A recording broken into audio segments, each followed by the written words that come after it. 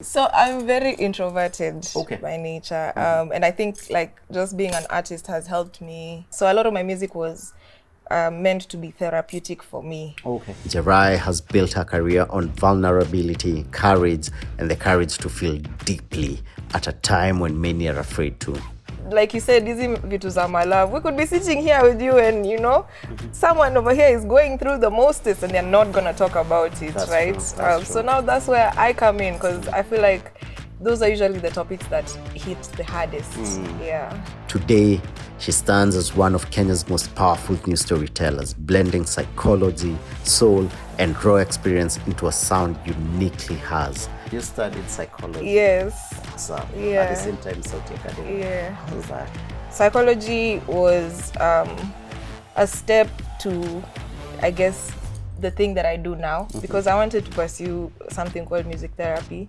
The years where people are not seeing your grind, what did that teach you? Consistency, patience, and just niseme aje kushukuru tu. This is a masterclass on purpose, resilience, and the power of owning your voice. So how is the business of making a song a national scale?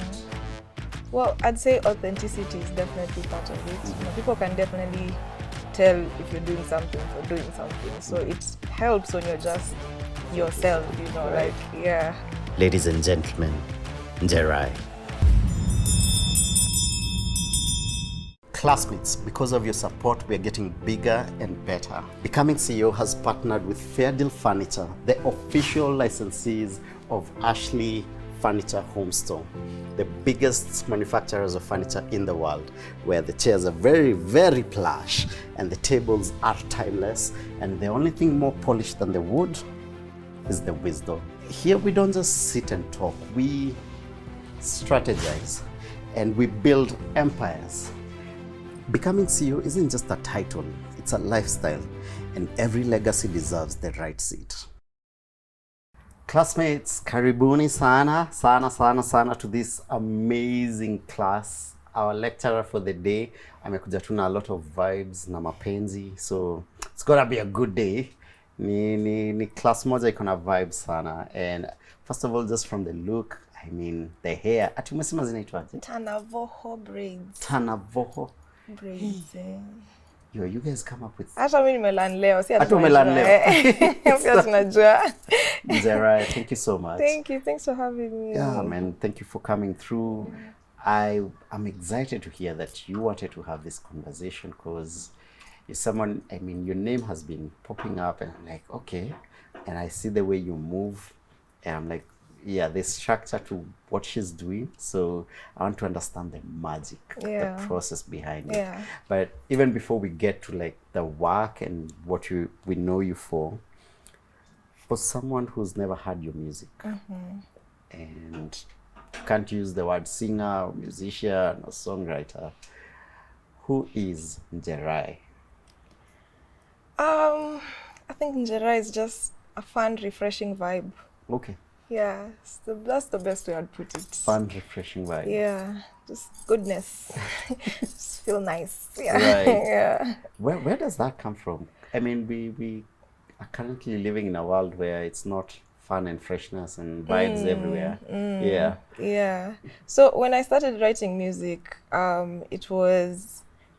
Let's just start from the beginning. Yes, right? Please. Let's go. Let's get to know you. So I'm very introverted by nature. And I think like just being an artist has helped me step out of that space. But when I started writing, it was for the purpose of sharing without speaking to people. Yeah, so a lot of my music was meant to be therapeutic for me. So kidogo, of course, I found that confidence to now start sharing things and, you know, writing different stories, you know, because in the beginning it was all very vulnerable stories, you know, things that I didn't feel comfortable to speak about to other people.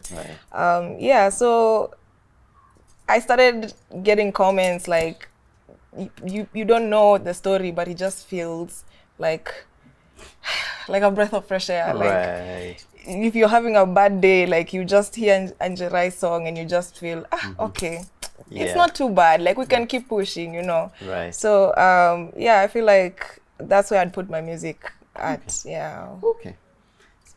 Before being on those Spotify billboards, UMZ deals, all these big things, who was Njerae as a kid growing up in Mombasa? I'm also very interested just how you grew up and at what point music touched your life or touched you. Jerai was a tomboy. Walai. Easy tanavoho sijui.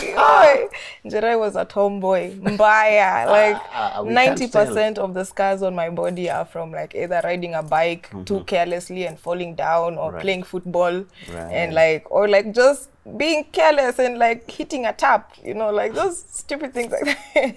But yeah.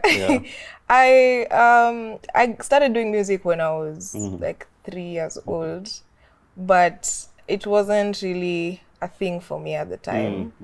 I did music, like, I was learning like sheet music and sight reading and all these notes and all these things and this ABRSM, if you know, you know, exams.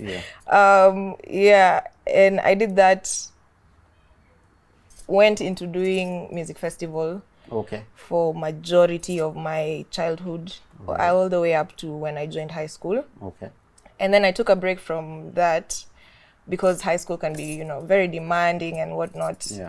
But when I stopped doing this, like, what I'd like to call ruled music, that's where I kind of found that free space in music. Like, for a long time, I didn't know music could just be fun, you know, like I can just stand somewhere and just sing la la la la la la la la la la la, and it's, you know, cool vibes, you know, because music was very serious growing up. I had a music teacher who would tell me, feet flat on the floor, back straight on the chair. Like, you had to sit like this the entire time. So I used to sit like this a lot, and people would wonder, hey, you're so tense, like, calm down. But that's because it was very much instilled in me.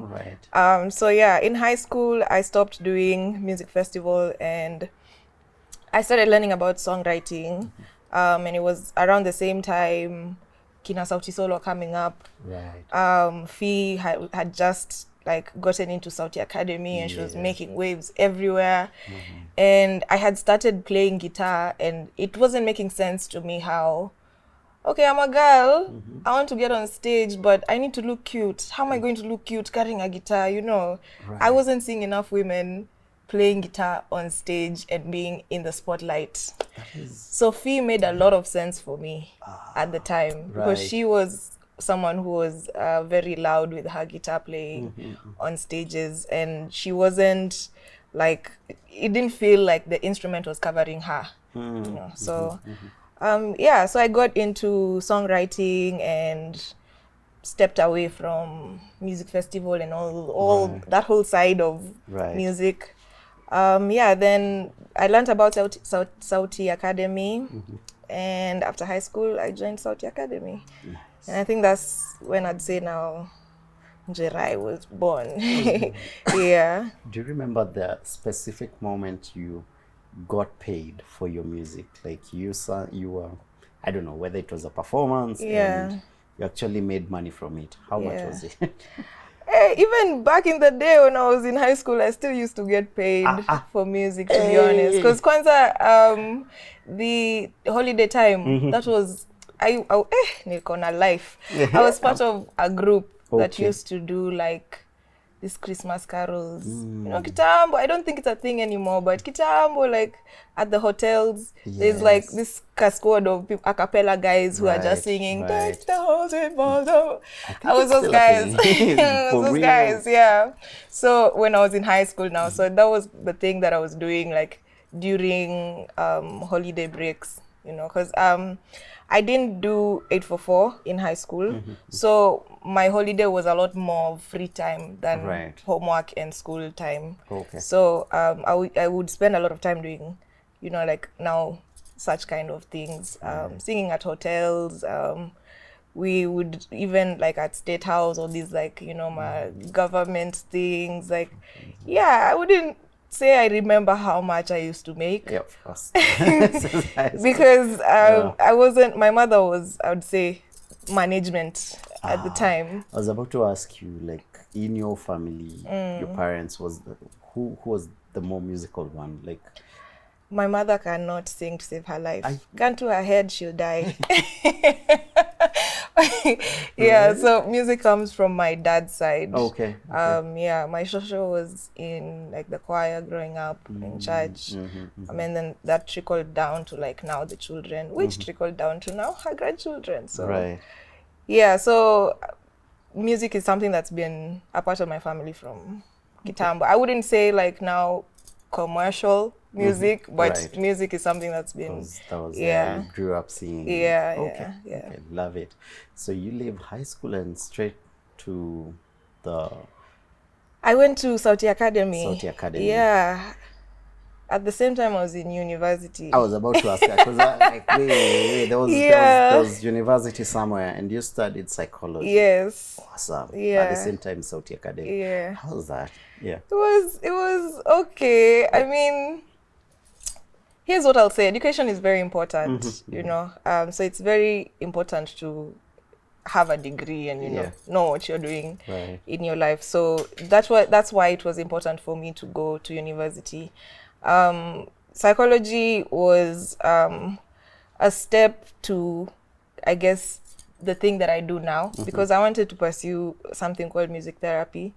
I didn't really know much of it at the time. It was just, Empire, that show Empire had a lot about, how music just gets people through things. And I was like, oh, this is a cool thing. I don't think a lot of people know that you can just walk into a hospital and, have like a music session and people will come out of there feeling a lot better. Wow. So that was supposed to be the goal when I was doing psychology, because I never thought the spotlight was for me.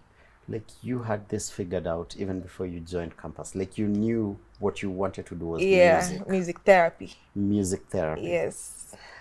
And your parents were okay with this, you choosing to go to Sauti Academy and do psychology. Yeah, very supportive, by the way. My family is very supportive. Amazing. Yeah. Wow. Okay. Yeah. Yeah. Yeah, so I actually did double major psychology and performing arts. Okay. Because I was like, okay, let me also find something that can add to the music as well. Yeah, so I was juggling, I guess, the three things at the same time, which was not fun. But I guess Sauti Academy was the fun thing to do, So, and that was the thing that would happen like in the middle of the day. So after starting a hard day with annoying 3-hour lectures, you go and have fun with some creatives.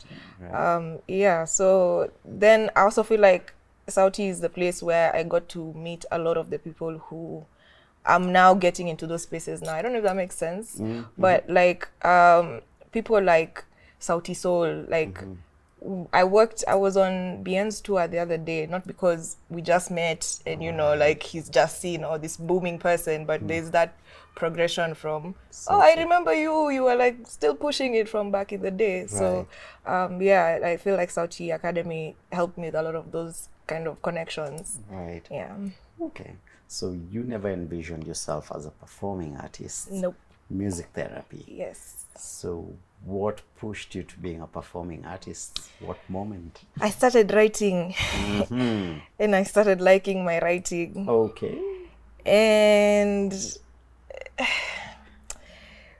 there's just a way someone will never sing your song the way you can sing it. I don't know. Yeah. So I would like try and like write for people here and there, but something was always lacking. Like it was either a note that's missing or like an emotion that's not hitting right, So I started slowly singing my own songs in front of people, and it just started becoming comfortable, and I feel like right now in this space where I'm at, I don't think I would be a person to sit in an office yes, how can I help you? I can't do it. Wake up, sijui.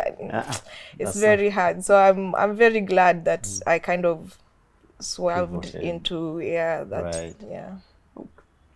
So what was your first, can you remember like your first song, the one that you're like, okay, now enough of being in the shadows, this is me, I'm gonna sing?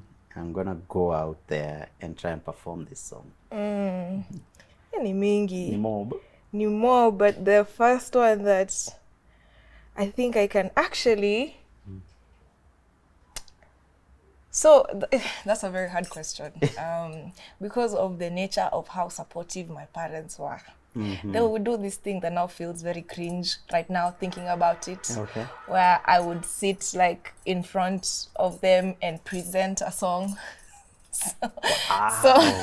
So now I don't know if like, because I don't remember a lot of those songs. Yeah. But I think the first song that I would like say like I presented properly, and I was like, yeah, okay. It's a song called Who Knew. It's actually on, I did it for something called Jamuhuri Jam Sessions. Okay. Yeah, which is something Fancy Fingers was doing. Yes. Yes. Yeah, and it was about the time, the whole terrorist situation and, you know, the Westgate thing and all those matingis. Yeah, so I felt like that was the first song that I was like, okay. I feel comfortable enough to like, yeah. When did you feel okay, this is big. Now this particular song, at what point did you know like, okay, now it's no longer Trizex, now I'm it, man. This is a big deal now. That's a funny question. Because the answer will surprise you. When I did OTD, which was in 2004. Yeah, last year. 2024. Sorry. Yeah, 2024. Sorry. Nimeanza kujiuliza oh, 2024. Yeah. What did you did in 2024? Because I feel like every other thing that I've done before that was like just me expressing. I wasn't really thinking of how the audience would be like, oh my gosh, this is so cool. Like, it was more of just from a place of, this is me, so you know, like if you take it, you take it. But when I did OTD, I was definitely like, yeah, this one, watapenda. Right. Yeah. Yo, you know, the one thing I love about your music, because it's a conversation starter, and people call you Kenya's lover girl. You're aware of that.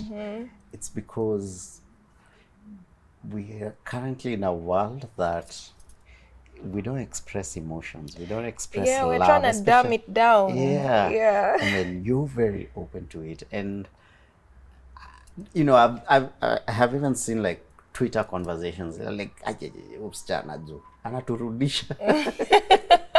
Yeah. I've seen those too. You've seen those too. Has this been intentional, or it's you living true to your to who you are?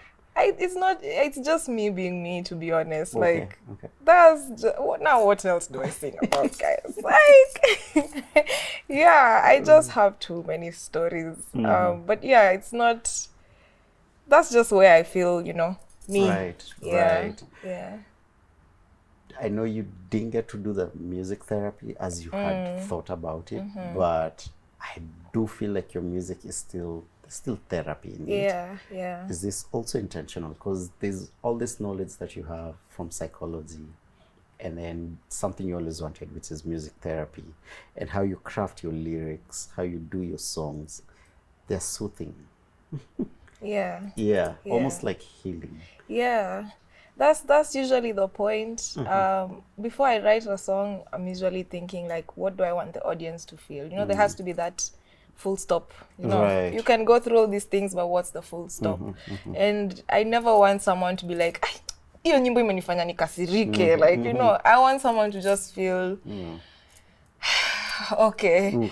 Especially with those topics or those situations that we're not very open with, you know, like you said, hizi vitu za my love, we could be sitting here with you and, you know, someone over here is going through the mostest and they're not going to talk about it. That's right. True. So now that's where I come in, because I feel like those are usually the topics that hit the hardest. Right. Okay, let's go to now the actual art of just you writing the song so that it comes out the way it does. What's your process like? So do you first have a story, or do you first have a feeling, the love feeling, or do you first have a melody? How does it work for you? One thing I can say, you can never plan. Okay. It happens different every single time. You know, I could be sitting here and this black chair is hypnotizing me to be like, you know, black chairs, you know, like something. Right. Or we could be in the studio and the producer would like play something and I'm like, that feels like we're at a rave somewhere, we're, you know, in church, or we're like at a club somewhere, we're sitting at home doing something. So it's usually a combination of both. What I will say is my most comfortable space is first deciding what I want to say. Right. Okay, we want to talk about the pillow. Cool. What is it about the pillow that I want to tell people? What do I want people to know about the pillow at the end of it? Right. Yeah. So that's usually the key for me. But these things honestly just come out of anywhere. You can hear someone say something and your mind just sparks. Right. You're part of a generation, you specifically, because I can listen to music and I can tell this particular artist is aiming for a hit song. But for you, it doesn't feel like that. It's art.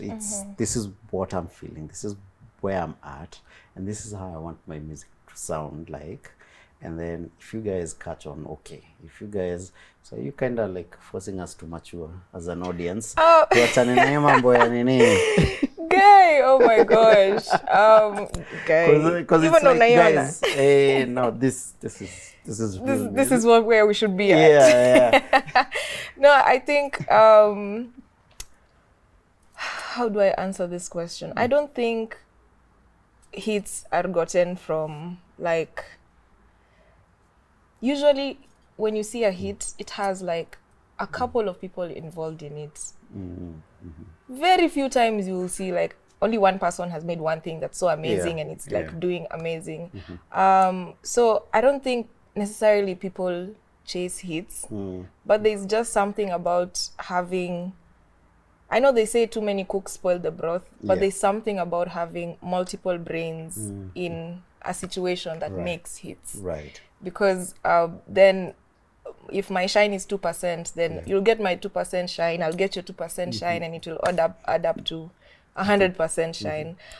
So I don't know, I think it's just when at a certain point in the journey of the music, you also mature into realizing that you can't do everything by yourself. So that's how now you'll see someone is just making hits constantly because like it's a collective effort is what I'd say. So I don't think necessarily you can chase a hit. Right. I think people are just good and like it's consistently like it's strategically placed there to be like, oh, okay, cool. Man, I look at artists right now. You know, I know I'm a young guy, but now back in our day, very young. Thank you. I hope you hear you. If your song was a hit, it's the song that the entire country will listen to, or the entire world, because the distribution channels are very few. There are very few TV stations, very few radio stations. So if your song is a hit, it's a hit everywhere. Man, I am trying to figure out how you guys make it a hit in this day and age where your song can literally be a hit on TikTok. Lakini kama sikwangi TikTok sijawa isikia wimbo. And so there's so many platforms. People consume music and from very different platforms. And so the artists nowadays, like you'll go on Spotify and you sing the streaming numbers, you're like, this person it doesn't match. Massive. But sijawahi msikia. Or the constant artists who are coming to perform in Kenya or DJs, I've never heard of them. That's I'm like, true. So how is the business of making a song a national scale hit?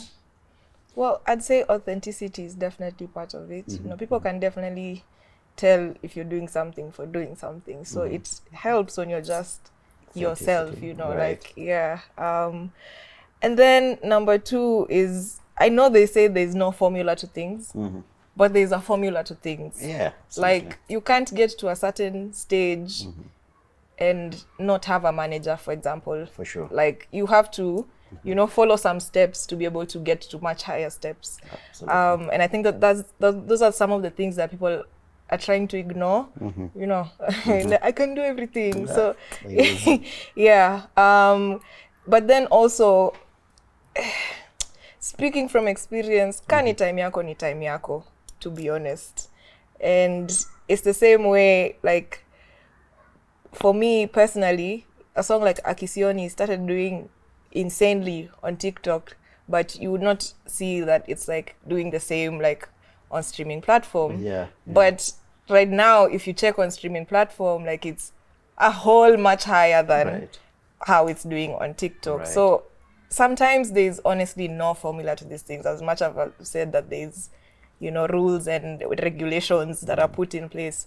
But then also just kukuwa consistent in this idea. Okay, consistency. Keep doing your thing and just, me ile kitu nasema ilinisaidia is because, like, I don't think I stopped because people were not listening in the beginning.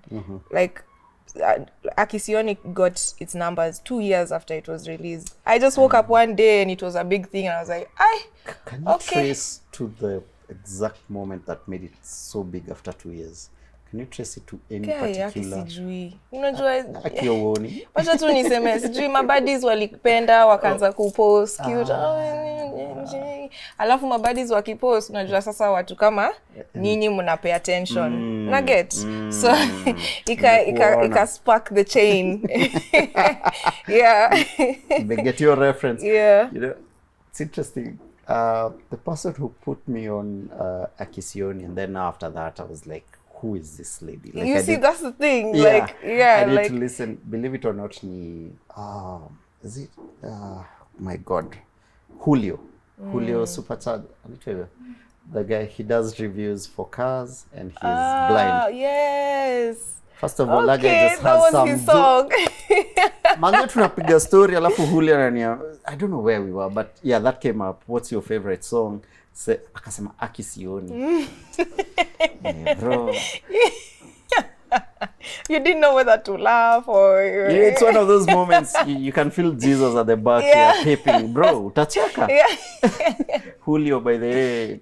Yeah. So after that, cause yeah, man, that stuck with me. So I was like, hey, okay, let me listen to this particular. Now, like, when I listened to it, I was like, no, I've heard these songs a couple of times, but like you're saying, on TikToks, but I'd never like really listened to it. And then now that's when I started catching up to you. I'm like, holy, and then I'm looking at your catalog. I'm like, hiya, it's me. Yeah, you're the problem. I'm the one who's been living in a cave. Yeah. So I think that just that consistency helped with, like, you've come to listen to this one song, but oh my gosh, there's like 7 other songs and like they're all so cool. So yeah, just keeping consistent will also help even out those numbers. Right. Yeah. Oof, man. Yeah, that's amazing. How did that process like teach you? What did it teach you? Because you're putting out a song 2 years before it becomes a massive hit.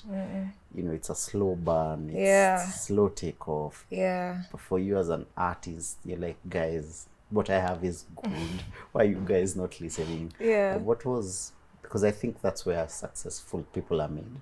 During the quote-unquote boring years. Yeah. The years where people are not seeing your grind. What did that teach you? Patience. I mean, if you don't get that, then I don't know. But yeah, just patience. Right. Yeah, and again, consistency pays. Because, like you said, you listen to one song, but okay, then tomorrow, if there's nothing new, then, you know, I'll just move on and find, and every single day there's a new star being born. You know, there's a new Jerai somewhere being born. So, yeah, consistency, patience, and just niseme aje kushukuru tu, because I don't know, these things usually come at a time when you're just like, hata ikai, by the way, wacha tu tuendelee tukiendelea. Then I think it also helped, it taught me to also believe in myself. Yeah, because I thought people were getting bored, you know, because my music is very, you know, like mellow and chill. Yeah. Right. Now I was going to ask another question, but something just popped up in my head. Like, how would you describe your fan base? Now that, as you mentioned, your music is not that club. How do you describe the persona of the people that listen to you? Okay, we can create a person. Okay. Yeah, sure. It's probably someone like a Brian. Okay, he's probably called Brian. Okay. I'm telling you. All right. Yeah. He's a player. He's probably called Brian. Okay. Yeah, Brian is mid-20s Apple, he's in campus. Okay, so his meals are like, you know, smocha, like, you know, he's a comrade. Okay. Right. Uko nje Brian akona ma boys. Najua. Ushanipata. Lakini Brian akenda home. Brian ako peke yake. Manze. Brian anatafuta Karo, lakini Karo ana behave. Karo is giving Brian a hard time. Yes. But Brian, because Brian is a Brian, Brian can't go and save. Karo is giving me a hard time. So Brian can only just deal with his emotions by himself, alone at home. Anaingia sad nigga hours. Hapo ndio Njerae anakam in. That is such a wow, that is such an accurate to the shout out to all the Brians. Oh man. Okay. That I didn't see that coming. Yeah, those are some of the things now Sauti Academy teaches you. You have to create like your persona. Yeah, like imagine the actual person that is there.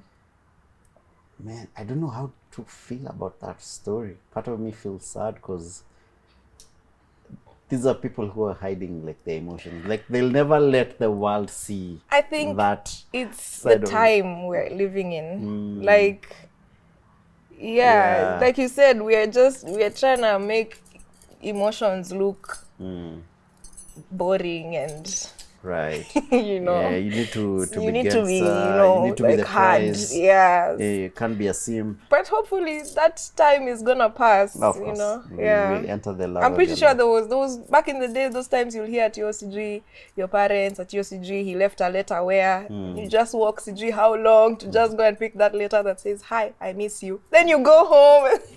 The cycle continues again. Right. So we'll go back there. Okay. Man, some massive deals you've signed over the years, just checking them out, like being named the Spotify Equal Africa Ambassador, joining Apple Music's Africa Rising, and recently signing with UMG, sorry. Man, how did these cosigns make you feel at that point, mentally, financially? How did it, what mindset did it change? Because now these are international brand deals, and they are exposing you to a whole new market now. Yeah. There's definitely a lot of pressure that comes with it, because now you either keep up or you go, you know. That's true. So, in the beginning, I'd say there's a lot of pressure to like conform to things or to change certain ways. But like again, I said, just reminding myself that I'm here because of, you know, those things that I did back then. So it's not that they're looking to completely transform me. It's just, okay, let's continue with this nice journey that we are on. So yeah, I want to say it's like a freeing situation because now there's not that financial strain on me to like do a bunch of things, especially with the backing of the label. Yes. Then also becoming honored with such platforms like Spotify and Apple. You walk into rooms and you're recognized, and you know, they give you that time and the space. So being in important spaces, I'd say, or getting shows and stuff like that is not as difficult as it was back in the day. But yeah, there's also definitely a lot of things that have to grow with it. As much as mnanilipa bado tu inatoka. Of course. Lazima tuweke Chanavoho braids. You know.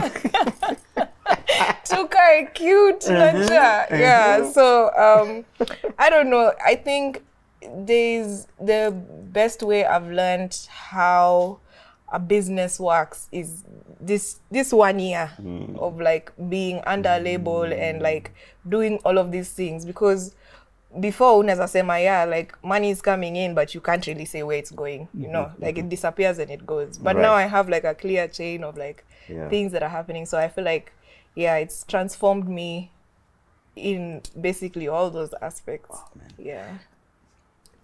When you co-sign and you sign with like the label and all these big platforms, I know for sure they're there for business. They're not there for you know, it's business at the end of the day. Is there a push, or do you feel a push to now entertain the algorithm, or do they still protect the artist? Like, do your art still matters? And I ask this as a creative because nowadays we are chasing algorithms, and it gets to a point you're like, I miss doing the art part of it. That's true. I don't think, okay, you said they're there for the business, but I'm also there for my business. That's you know true. That's true. That's so I don't think you would want me to fail, because if I fail, you fail. You understand? And I feel like a lot of people see these different changes and these transformations, and they're like, wamemchange, wamefanya hivi, wamefanya hivi, but that's not necessarily the case. You know, this is probably where Jerai wanted to be in 5 years, and they've just made that gap a whole lot smaller. No, I don't think there's pressure, or you know, there's whatever to conform to an algorithm, because they're there for you at the end of the day. You know, even if Jerai releases a 10-minute song of silence, UMG will still do their best to put that on playlists and to do that, because Njerae is a UMG artist, you know. So it's not necessarily just about the label coming first. If the label is first, the artist is first as well. And I think people don't see that hand-in-handness enough. So that, of course, then propels you to this whole new market, and now, you know, the Burna Boys, the Davidos now look like they, you know, a whole much closer. A whole much closer. And I've always, this is just me out of curiosity, how much obsessed are you, or Kenyan artists, with being a global brand? You know, 1 to Grammy, like uko wapi between 1 and going for that global recognition? Or how does it feel for you? Okay, sitajaribu kwa humble niseme sitaki Grammy. Nataka mingi sana, nazitaka. But right now the most important thing for me is turning my music into an investment that can work for me years later. Because I've come to realize, like, having a song is like buying a property, you know? Like 10 years from now, that's when now that song could be giving you 57 million, you know? You never know. So yeah, I think the goal right now is just to live and succeed in this space as much as I possibly can, because kesho kutwa naweza amka na si feel vibe anymore. Me, I'm the kind of person who just be like, I don't need this, like let's continue the other things. So I'm just trying to enjoy this time and this space that I'm in. I'm not necessarily, I wouldn't say obsessed with, you know, one day chilling with Davido or whatever. That would be nice, but that's not the end goal for me. I feel like Nigerians cracked something with, of course, the distribution and the global appeal, and we definitely as Kenyans look up to them in terms of that, achieving that. Where do you think they got it right? And what can we emulate? What can we do different as Kenyans, as artists, and we as the audience as well? Because, I mean, you only rise as much as we support you. So how can we support better to grow and fly this Kenyan flag high? I think it's the support that's happening right now. Like, I think that's all that we've needed from the get-go. And I think that's what helped Nigerian artists like propel into like where they're at. Like, for example, if you walk into to small like pubs or these like restaurants and whatnot that have bands playing, in Nigeria you'll hear them playing their traditional sound and one huku tunafanya covers of you know Beyonce, tunafanya like we're not even giving our own music you know time, but I think we're now in that space where that is changing. So me, I'm honestly just excited to see what happens, and I feel very honored to be a part of like that group that's receiving support, you know. Yeah, so who are the peers you hang out most with in the industry? You want me to like mention? Yeah. Okay, well, there's my people in my brothers. I call them my brothers because we're under the same label. My brothers, which include Vic West and Kim Life. Okay. Yeah. Then there's Cordon Clan. Those are my boys for days. Okay. There's definitely Sauti Soul. There's a chick called Elsie Wameo. Okay. There's who else? There's what I'm interested in, thank you for name dropping, which was leading me to my next question. What are the conversations you guys have in regards to the business, the money, the sustainability of what you're building? What are those inner sanctum conversations? You want me to tell you I spill our tea here? Imagine. Hi. Guys, he's coming for us. He's coming for well, I'd say right now, like things have shifted a lot. Yeah. Before ingekuwa tu story of your stage ilikuwa poa, ulikuwa unakaa poa, like very shallow, like almost useless things, you know.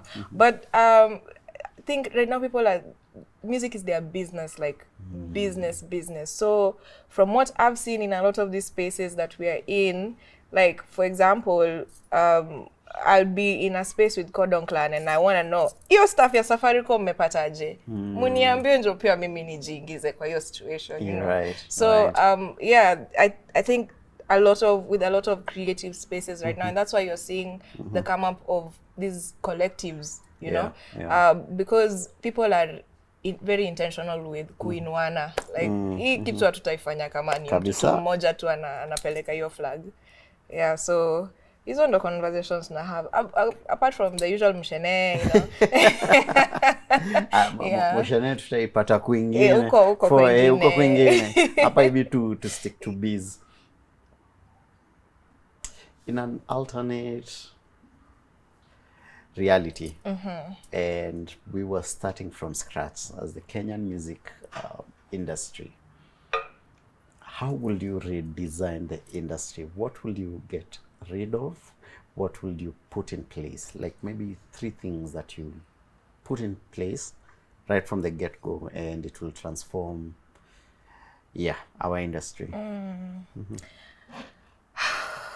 My gosh, what did I get rid of in this Kenyan industry? I don't think I would get rid of anything because I feel it's very important for that process to learn what it is that you need to do. Right. But I think the thing I would add is more like availability of this knowledge. Like, I feel like a lot of the things I know about music as a business, I've gotten to learn because I either signed up for a program and I qualified, and, you know, now in this program, it's like, you know, secret information. Now you have access to this person and you can get this info. But it's not something that's like open to, if, you know, someone walks in here and they're like, how do I do this? It's like, I feel like the information is get kept. Gatekeepage. They gatekeep it. Yeah, so I think if we all have equal access to this information, then it would make that journey or that process of getting to Nigeria much quicker. Right. Yeah, because they also go through the same things that we go through. They just have more knowledge than we do. That is true. That is true. Okay, let's come to the performing bit. You've performed in Nairobi, performed in other cities across Africa, and I think you guys were in UK, yeah. in UK, yes, you guys were in UK. Yeah. Yeah. How much different is it performing in Nairobi or in Kenya as opposed to out there? What's different? Because I see a lot of artists. I'm scared to say, but the love outside is immense. The love outside? It's immense. I want to say it's because they don't have this interaction as much as... Nataka kusema sasa mumetuzoea. I don't know if that's the right thing, tunapata na fans na mumetuzoea. We're standing on the stage. No, Nairobians tuko tu na shida. You're just used to seeing us. Yeah, exactly. Like, you just want us to look cute and, but outside, like, they're very... They just want you to feel that love that you feel online when they're out there. Like, they're very intentional with pouring that out. Yeah, so I feel like being outside is very refreshing. Yeah, like unasahau mashida za huku. Yeah. Okay. Yo, Kenyans, Nairobians, please show. Just show love, guys. You can still look cute while you're showing love. Oh my goodness. So beyond the streaming and the music, for me, from where I see it nowadays, the way I see art and how creatives need to survive, it's a whole ecosystem. It's a whole flywheel. So beyond the music, how are you building up your empire now? Because I think nowadays for you to survive, you don't just sell the art, you sell a whole universe around it. Yeah. I mean, it definitely takes a whole team, there's a makeup artist, there's a stylist, there's a manager, there's someone who does marketing. How will you define your style? Because I watch the music videos and I'm like, okay, the word that comes to mind is eccentric. Like, yeah, but how would you define your style? Mi sijui. Oh, Jui. Stylist ako hapa. Mi nakuanga tu like, that looks cute. Right. Let's do it. But yeah, I feel like like I said, I was very much a tomboy growing up. And I'm just now coming into this girly space where I can do Tanavoho braids. Hey, hizo braids zimekuwa yeah, I don't know. I think I'm just me, honestly. That's a very bad way to answer that question, but... Wacha tuulize the source. Madam Stylist, uko fiti? How would you define her style? I wouldn't say she like 6 to 1, but we've tried a couple of styles, and it's how we style them and then take from her personality. Right. But I wouldn't say she's like... Okay, she doesn't stick to one style. She tries, depends on what she's feeling on that day. Okay. Anasumbuanga sana. Say nicely. Lol. Yeah, so there's definitely a whole, ecosystem and team behind it. When you see Jerai, it's not just the face and the voice that you're seeing. There's a lot that goes behind it. And I think that's very necessary also to... I want to say efficiency. Right. I can't focus on everything right now and still focus on giving you right music, Otherwise it would take another 10 years to get a good album. Right. Yeah. So, yeah. No, I hear you. The reason I'm really focused on the business side of things, and that's why we're still there, is every young person right now does not want the quote-unquote traditional careers, lawyer, engineer. Most young people, and this is coming from a research and a survey, they want to be creators, whether it's musicians or filmmakers or content creators on social media. And so for a 19-year-old who's starting out right now and they're watching Jerai and they're like, I want to make the moves she's making, I want to understand the process. Like, what will you tell this 19-year-old about the money first? Because, money, whether we like it or not, money makes the world go round. Yeah. We hate thinking about it as artists. It's our biggest weakness. Yeah. But unfortunately, you can't move. And, you need proper planning around it. So one is, how do you make money with music? How can you safeguard it? How can you grow it? Yeah. Yeah. I think first of all, seek knowledge. Like there's many people who've been doing this, some that have failed in it. There's reasons why, you know.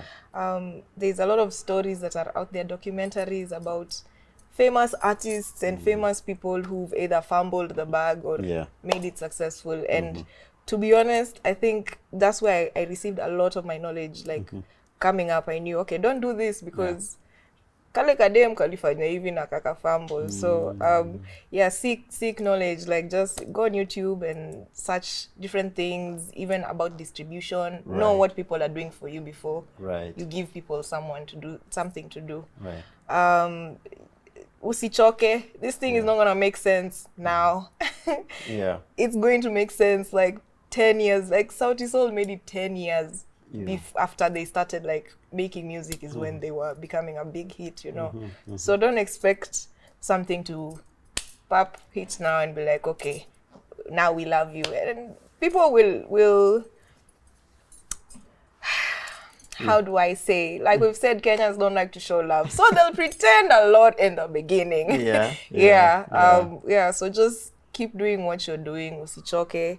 Seek knowledge and don't be very quick to receive advice from every Tom, Dick, and Harry, because you don't know why they're giving it to you. That's true. So That's true. and you don't know if it's gonna work for you or not. That's so that's why knowledge is very important. I'll tell you this, Jerai, as a girl dad, and this is why I follow like your career and what you're doing, and to the very many young girls out there. We are in a world, and I'm an entertainer myself, and the truth is it's constantly hammered in us that sex sells. And it's very easy to choose that route. True. But, you know, to see you on those big billboards, you know, traveling the world, and for you, that's not a route you've taken. For me, it just gives me hope. I'm sorry, as a girl dad. And on behalf of just parents to young girls, thank you. Thank you. Like when we see you rocking that guitar, we're like, okay, for her, she's not selling the body, she's actually selling her art, which means she's had to work very hard on her vocals, on her guitar playing skills. You show us hard work and the right way. I mean, art is subjective, but you know, thank you on behalf of girl dads. And 20 years from now, what do you want? How did Jerai change the Kenyan music scene? 20 years from now, we're having this conversation. She just was authentic and true. I don't know. I don't know. Like, that's usually just my number one. Like, if I want to sing about a heartbreak that broke you badly, kabisa, I will sing it, and it will be the saddest song ever. But you will love it. Right. And even in the club, you'll still sing that song. But I think just by staying true and authentic. Okay. Dream collaboration, dead or alive, which artist will you love? Give anything to collaborate with. Will she come back to work? Rihanna, will you come back? Will you come back to write a song with me? Rihanna, Bad Girl Riri.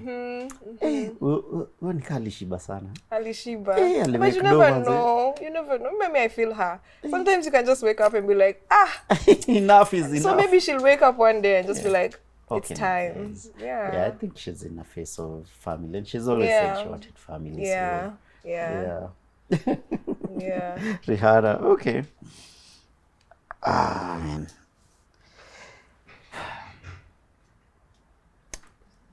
What is your mantra? The one thing that you keep telling yourself every day that keeps you going? God first. God first. And if it doesn't happen, then there's a reason. There's a reason. There's something I love about how simple your answers are in a very, very complicated world where there's a lot of noise. There's a lot of just... Now I get your first statement when we started. You're a breath of fresh air. Oh, thank you. I get it. It's... For you, you've simplified everything, and you don't overcomplicate like any of the answers. That's how it comes out. Yeah. Okay. Yeah. So Okay. which for me it's kind of the space I'm in right now where I don't overthink. Yeah. So I love that. God first. Thank you. Yeah. If it doesn't work, it was never meant. It was not meant to happen. Yeah. Right. Yeah. Love it. Thank you so much for your time. Asante. Really appreciate it. Thank you. Before we wind up, ulisema wewe upendi mambo ya 9 to 5 na ofisi. However, first of all, how are you enjoying the couch? It's comfy. It's comfy. Like, someone should buy it for me. Hey, mumesikia. Classmates, please. Yeah. Bless her. Bless me. Bless. Love it. Now, I want to transfer you to another seat over there. Okay. So we have CEO's corner, CEO's desk, and on the desk there's a bowl with questions. Okay. If you could change one thing about your office tomorrow, what would it be? That's a hard question. Damn, I think I'd have more female involvement. I feel like I have some, but hatujafika 50-50 rule. So, ningependa tufike hapo siku moja. Let's pick another one. What question do you ask yourself before making a big decision? How am I going to feel about the decision tomorrow, a week from now, a year from now, and 5 years from now? Because those answers are usually different. So yeah, that's what influences me making a decision. What is the soundtrack of your life right now? Oh my gosh, that's a hard question. Can the soundtrack of my life be my own song? Because it's manifesting. I feel like it's manifesting. Soundtrack of my life is Far Away by Casey, Pluto, and Jerai. Because I'm trying to go far away. Yeah. Do I pick another one, Amma? No, that's it. Yeah, Okay. Yes, that's I was it. so Thank confused. you so much. I didn't see that camera for some reason. Like, where is the camera? Okay. No, you did it well. Okay. Yeah. We have our people from Ashley that'd like to get you. Hello. Hi, how are you? This is a small gift card. Oh, For thank next you. purchase, you get 10% off. Thank you. A small mug. You'll have your coffee on. Yeah, thank you. Thank you so much, Asante. Awesome. Thank you, Njerae. Thank you. Please do us the honor of wrapping up the show with your final thoughts to the very many young people watching and they want to do what you're doing, or, how will you motivate them? One word, one line. Don't stop believing. Hold on to that feeling. That's all I'm gonna say. Keep pushing. Itakuja.